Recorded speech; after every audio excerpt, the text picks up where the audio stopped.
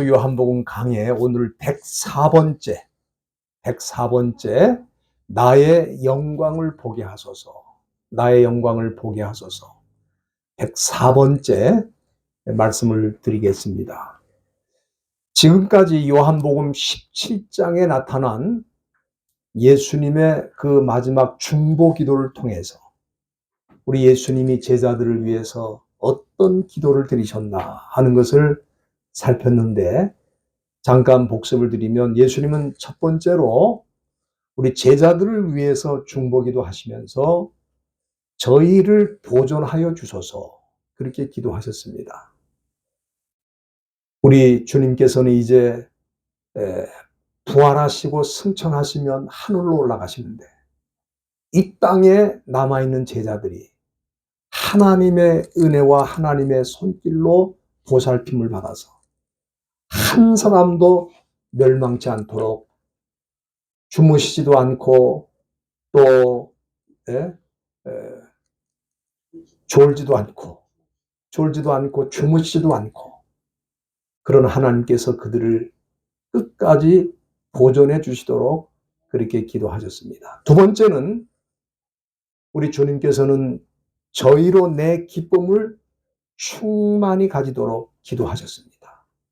제자들이 앞으로 살아가는 세상은 심한 고난과 핍박이 기다리고 있는 세상입니다. 그러나 우리 예수님께서는 제자들이 이런 고난과 고통의 세상 한복판에서도 기쁨을 빼앗기지 않도록, 기쁨이 충만하도록 우리 주님이 기도하셨습니다. 세 번째는 진리로 거룩하게 하옵소서. 제자들이 이 세상에 거룩하게 살아야 되는 것은 그건 선택 사항이 아닙니다. 왜냐하면 거룩은 하나님의 뜻이고, 또 하나님이 우리를 부르신 목적이 거룩함이라고 말씀하셨기 때문에 이 땅의 제자들이 거룩하게 살기는 너무 어려워도 우리 하나님께서 원하시는 대로 거룩한 모습으로 살아야 된다. 이 거룩이 무엇인가 하는 것은 이미 상세히 말씀을 드렸습니다. 네 번째는 우리 주님께서는 하나가 되게 하옵소서, 그렇게 기도하셨습니다. 여러분, 이 세상에는 조직으로 살고 조직으로 뭉치는 조직 폭력배도 있고, 그렇지 않습니까? 또 당과 조직에 충성하는 공산당도 있고, 그리고 교주를 중심으로 살아가는 이단들도 있습니다. 그들도 다 하나가 된 것처럼, 우리보다 더 하나가 된 것처럼 보입니다. 그러나 우리 예수님께서 말씀하신 하나됨은 아버지께서 내 안에, 또 내가 아버지 안에 있는 것 같이 하나가 되게 하옵소서, 그렇게 기도하셨습니다. 그래서 아무리 부부라도 아내와 남편이 같이 예수를 믿지 않으면 하나가 될 수 없는 거예요. 또 가족도 마찬가지입니다. 가족이 혈육으로 하나 되어 있다 할지라도 예수를 같이 믿지 않으면 진정으로 하나 될 수가 없습니다. 이 세상의 조폭이라든지 공산당이라든지 이단, 하나가 돼서 잘 나가는 것 같아도 때가 되면 다 무너지게 돼 있어요. 그러나 아버지 안에서, 예수 안에서 하나 된 저와 여러분들은 영원히 하나로 남을 줄로 믿습니다. 오늘 본문은 우리 예수님께서 제자들을 위해서 이제 마지막으로 기도하신 중보 기도 내용이 나와 있습니다. 본문 24절 중간에 보면은 예수님께서는 뭐라고 기도하셨습니까? 아버지께서 창세전부터 나를 사랑하심으로 내게 주신 나의 영광을 저희로 보게 하시기를 원하옵나이다, 그렇게 기도하셨어요. 이 구절에 보면은 우리 예수님의 간절한 소원이 뭔가, 그것은 제자들이 그의 영광을 보기를 원하신다는 거예요. 저는 이것이 믿는 자들이 가져야 될 궁극적인 삶의 목표라고 생각합니다. 이 세상 사람들은 대부분 예수님의 영광이 아니고 세상 영광을 보기를 원하고 그것을 추구하며 살기를 원합니다. 그래서 이 세상 영광을 누리기 위해서 수단 방법을 가리지 않는 거예요. 수단 방법을 가리지 않고 높은 자리에 앉으려고 피 터지게 싸우고 있습니다. 그렇게 되면은 부귀 영화도 누릴 수 있고 사람들이 자기를 따르고 자기에게 충성을 다하고 사람들이 자기를 칭송하고, 예? 높은 자리에 어디 가든지 높은 자리에 앉을 수 있고 대접받을 수 있다. 그러나 이거는 겉으로 보이는 현상이고 세상 영광을 구하는 자에게 일어나는 실제 삶은 무엇인가? 여러분들, 사람이 이렇게 영광의 자리로 올라가게 되면 어떤 일이 일어납니까? 그 자리에 올라가기 위해서 거짓말도 해야 되고 누군가를 모함하기도 해야 되고 누군가를 짓밟기도 해야 되고 누군가를 죽여야 되는 것도 있습니다. 여러분들, 우리 한국 역사를 보면은 8살에 왕이 돼가지고 겨우 3년 동안 왕노릇하다가 죽은 왕이 있어요. 누군지 아시죠? 단종이죠, 단종.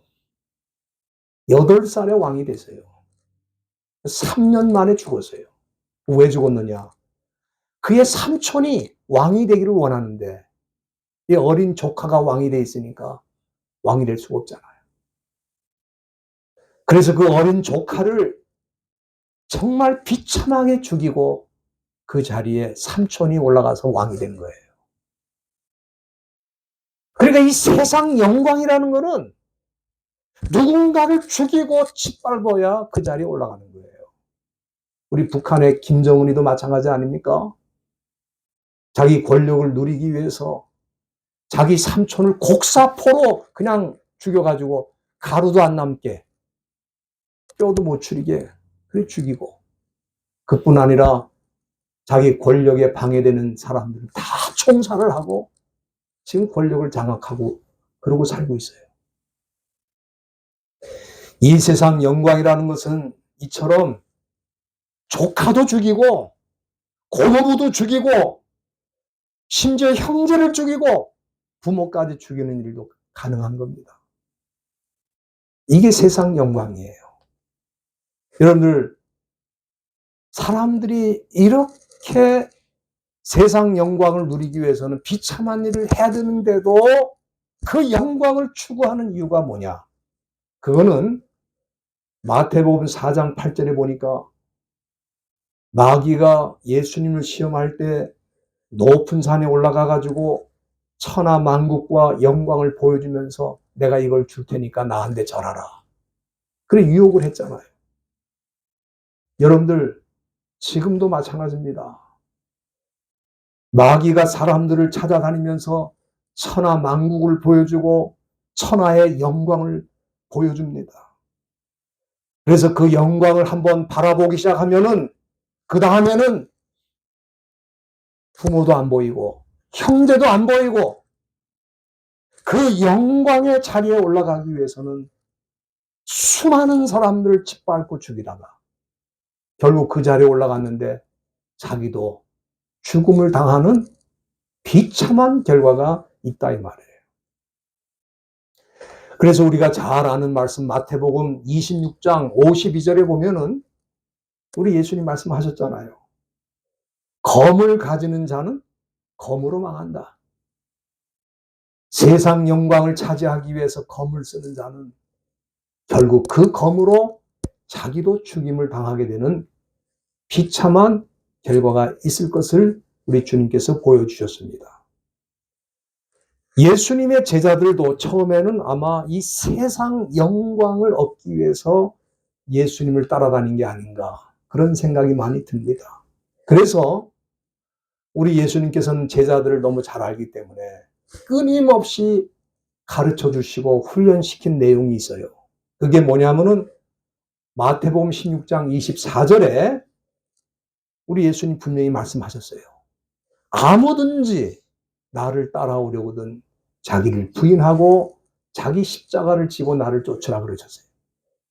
그렇기 때문에 예수님을 따르는 길, 제자의 길은 이 세상 영광을 추구하는 길이 아니고 자기 십자가를 지고 고난의 길로 가는 것이라는 것을 분명하게 제자들에게 가르쳐 주신 것입니다. 그런데 이 시대에 심지어 많은 목사님들이나 교인들이 주님이 말씀하신 십자가의 고난의 길보다는 이 세상 영광을 얻기 위해서 살아갈 때가 너무너무 많아요. 갈라디아서 5장 26절에 보면은 사도 바울이 갈라디아 교회 성도들을 향해서 뭐라고 했냐 하면은 헛된 영광을 구하며 서로 격동하고 서로 투기하지 말라 그랬어요. 여기 이 헛된 영광이라고 하는 것은 세상 영광을 말하는 거거든요. 갈라디아 교회 안에도 예수 믿는다고 하면서 헛된 영광, 이 세상 영광을 구하기 위해서 서로 격동하고 서로 투기했다 그 말이에요. 이 시대도 마찬가지 아닙니까? 심지어 교회 안에서 세상 영광을 구하며 서로 싸우고 서로 투기하는 일들이 일어나고 있다 하는 것을 우리는 생각할 수 있겠습니다. 오늘 본문에서 우리 예수님께서 마지막 중보기도로 이 세상 영광이 아니라 나의 영광을 보도록 기도하신 것은 너무너무 중요한 기도라고 생각합니다. 여러분들 믿는 자들이 주님의 영광을 보기 시작한다면 이 세상 영광이 보이질 않아요. 그걸 추구할 마음이 없어요. 그렇지 않습니까? 예수님의 영광의 맛을 봤는데 세상 영광하고 비교가 되겠어요? 그러니까 교회 안에 있으면서 주님을 믿는다고 하면서 아직도 세상 영광을 바라보고 있다면은 그건 아직 주님의 영광의 맛을 못 본 사람이다. 저는 그렇게 봅니다. 우리 예수님이 이 세상에 계실 때에 사실 예수님을 따라다니던 제자들도 예수님의 영광이 무엇인지를 잘 보지를 못했어요. 왜냐하면은 주로 예수님께서 이 세상에 계시는 동안에 당하신 일이 뭡니까? 유대 종교 지도자들에 의해서 핍박을 당하고 고난을 당하고, 예?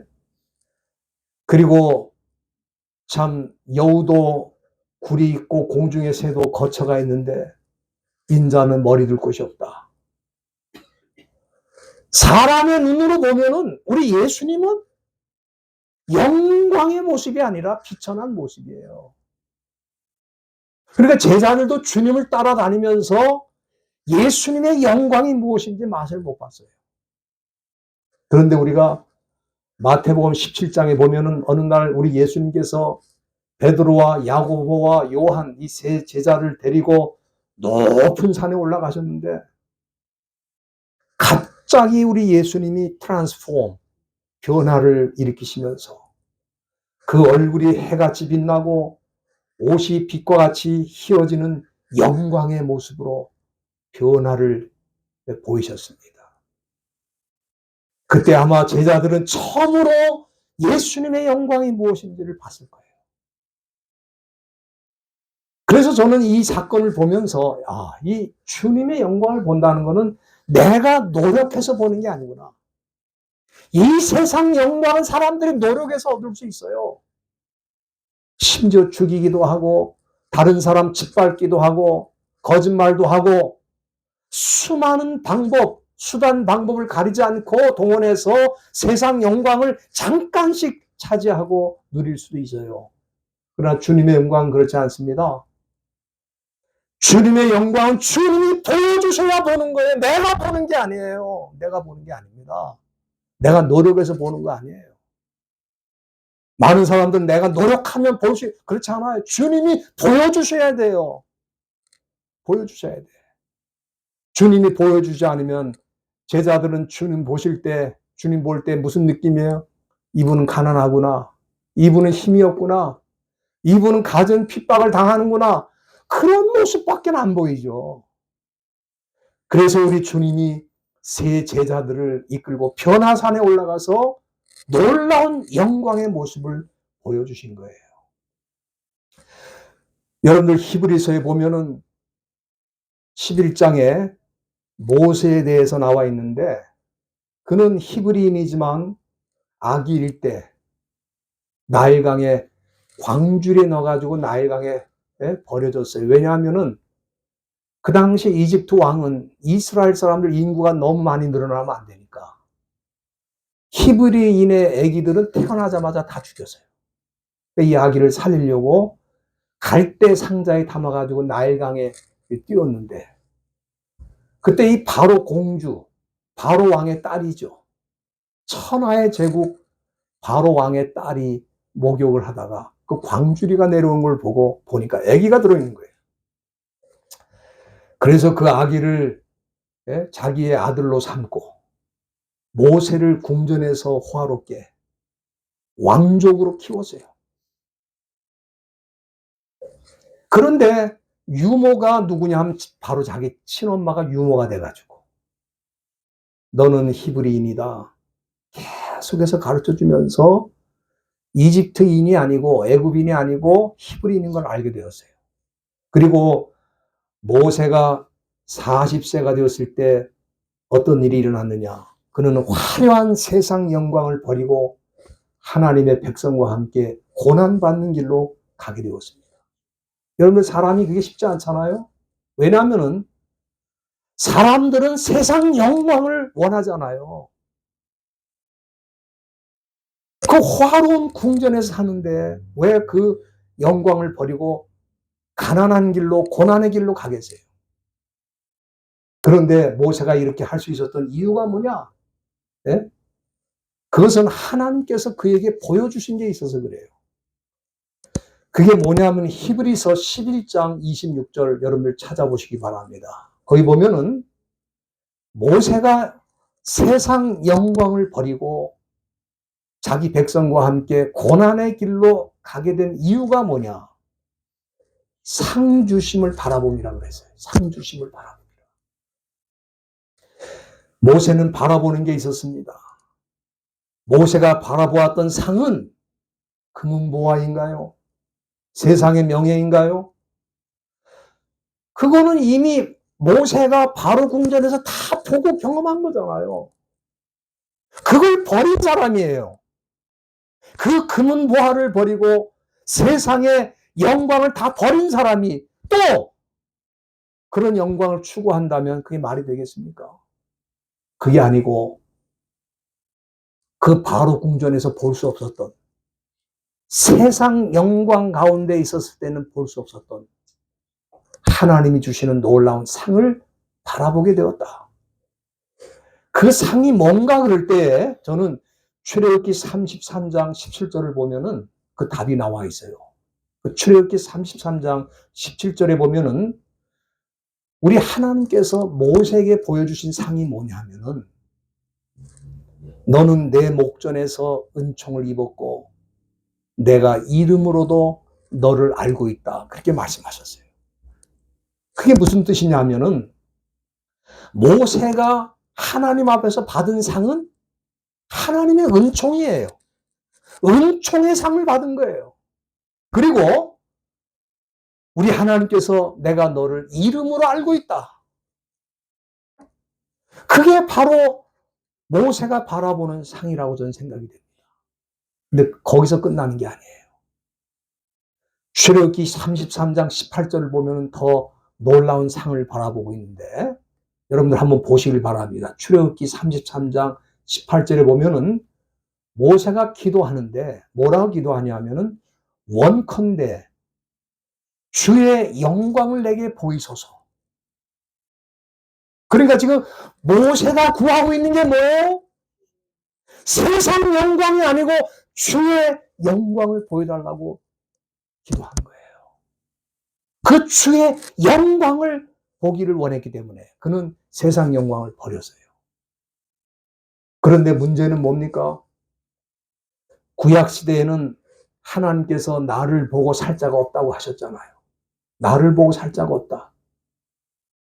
그렇기 때문에 우리 하나님께서 이 모세가 세상 영광을 버리고 하나님의 영광을 보기를 원하는데 하나님을 보면 죽음을 당하니까 어떻게 한지 아세요?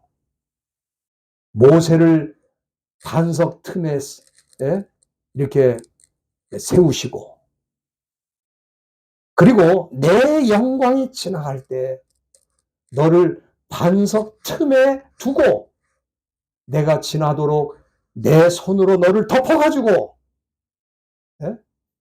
그 다음에 손을 거두리니 네가 내 등을 볼 것이요 내 얼굴은 볼 수 없을 것이다. 그렇게 말씀하셨어요.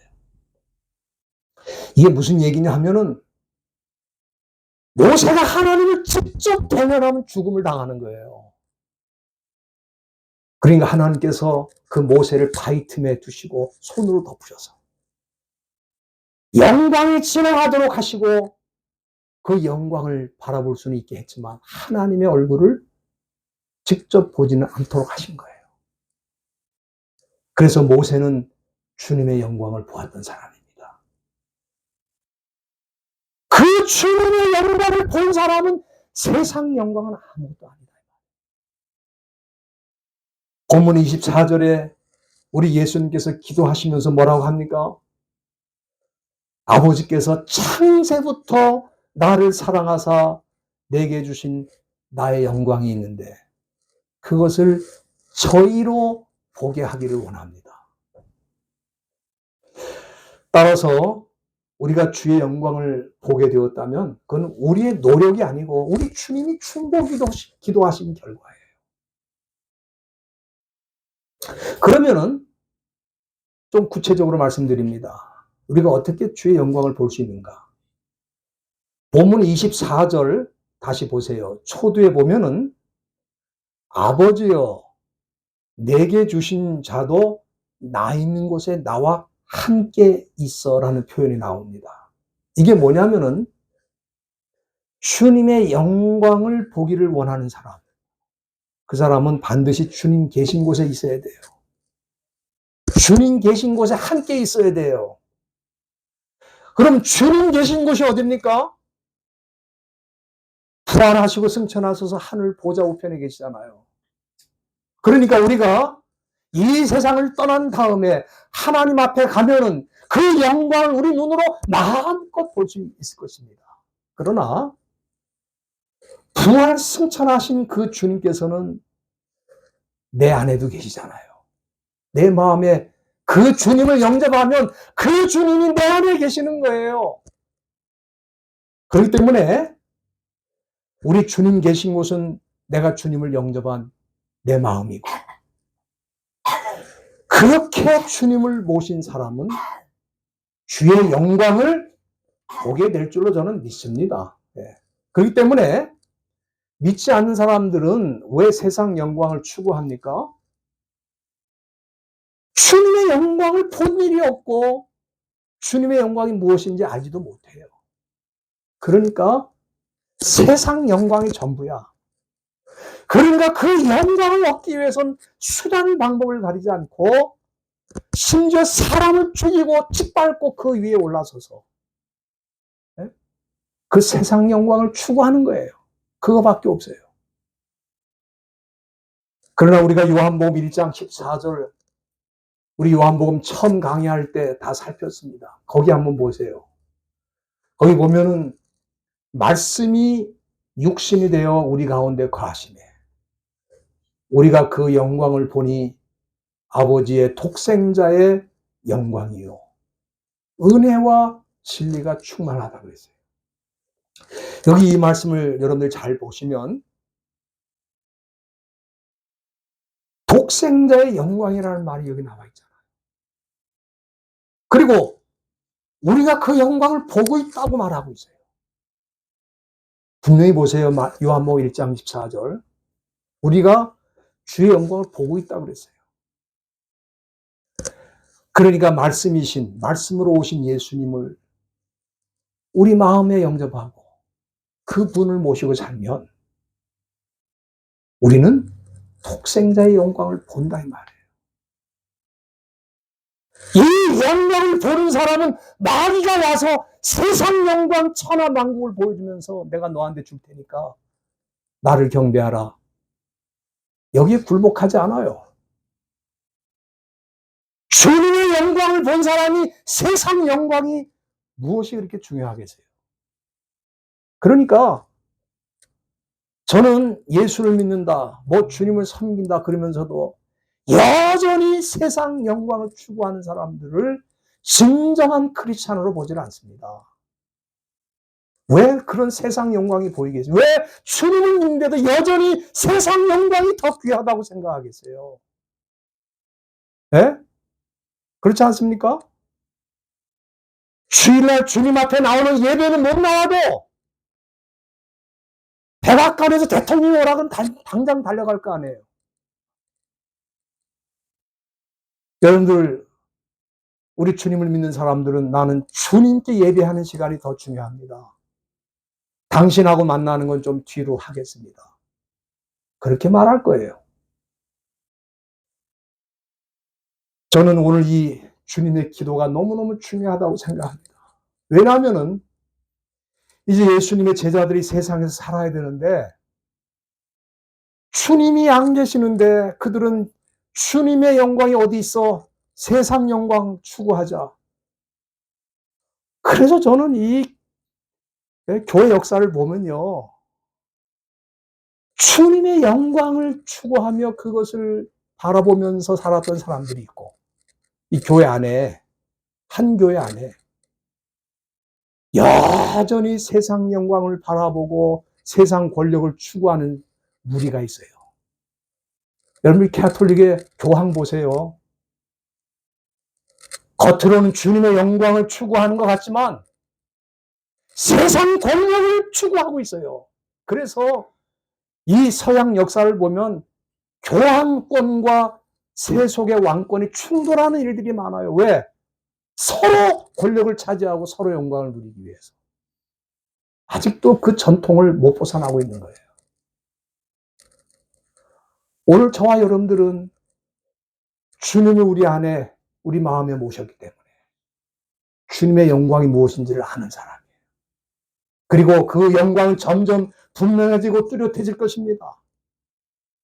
우리가 주님 앞에 섰을 때는 우리 눈으로 환하게 그 영광을 경험하게 될 것입니다.